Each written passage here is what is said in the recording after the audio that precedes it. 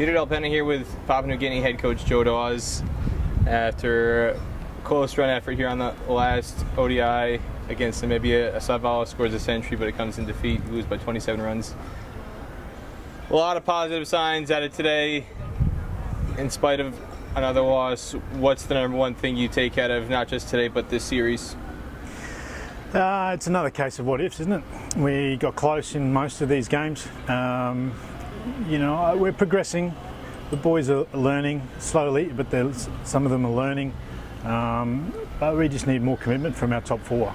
Assad's done it really well today and batted time and learning how to bat time and makes 100. We just needed someone to go with him at the end of the day, and we would have got a lot closer if not win that game. So some positives, as you said, but still really disappointing. On that point, there's something that we saw at times from Namibia, but in the top order for you as well, just somebody who's really hot on one end, but their partner isn't really helping them out in terms of rotating the strike, just doing the simple thing in terms of getting a single just to keep the other guy in rhythm. And it looks like that was a contributing factor to Tony Urwa's dismissal, because he was hitting the ball pretty well at one end.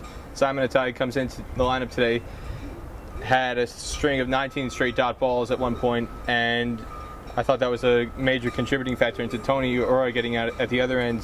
What are the things that are, I guess, being communicated to some of the guys from that standpoint, in terms of, especially with Simon? It looked like he was playing with hard hands. He was timing the ball fairly well, but he looked like he was just hitting with hard hands, picking out the fielders.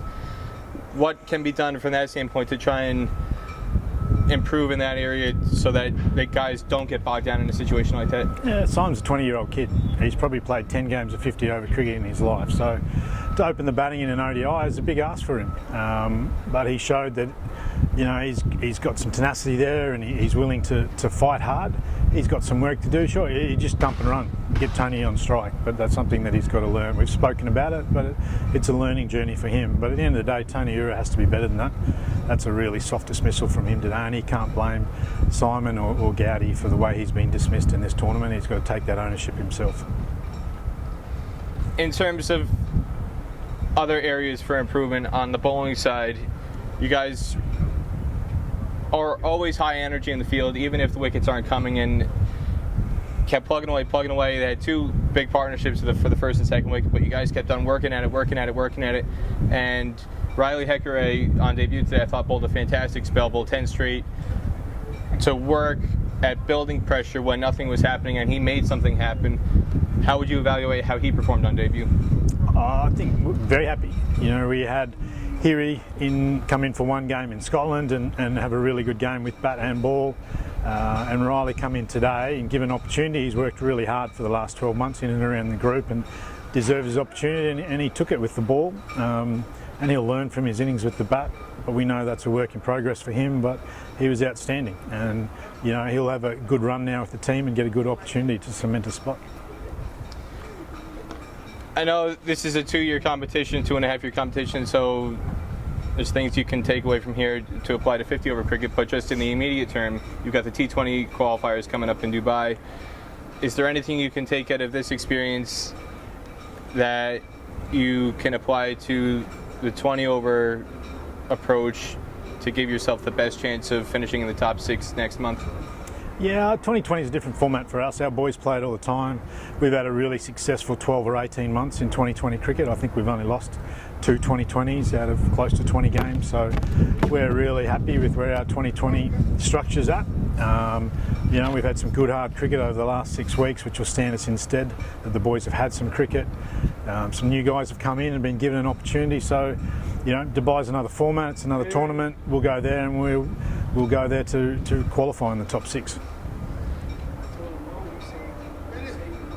What is the number one thing you need to do, thinking about the 2.5-year competition here? You're 0-8 now. You've got a big hole to dig out of. What is the number one thing that needs to happen in order to just start to turn the results around? Our depth is what our depth is. We'll keep hunting for other players to broaden our depth and put pressure on the guys that are in the spot. At the end of the day, We just need our blokes playing more 50 over cricket. We've already had some good discussions back home with the CEO and the board about implementing a 50 over competition and looking at putting guys into club cricket in Brisbane as well.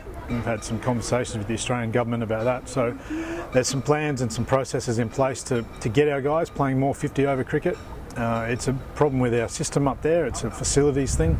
But at the end of the day, we've got to find a way to make it happen. And those things are underway. So, and we don't play another one of these for 7 months. So we've got an opportunity to keep developing and keep growing as a team. And we're looking forward to that next challenge, which will be at home as well, which will be good. Putting the cricket aside, how is the overall experience for the guys coming to a place like Florida and being able to just experience a stadium facility like this, where even as recently as last month was hosting India and the West Indies? I mean, that's the great thing about my job is we're playing cricket and we're trying to be competitive in a high level of cricket, but we're also changing lives and creating opportunities. I mean, you see Port Moresby and you see where these guys live. For them to get on a plane, to travel overseas and see some things like Fort Lauderdale, and then we're in Scotland recently, is a pretty amazing experience for these guys, and especially the young kids. So, it's a great part of what cricket provides for them.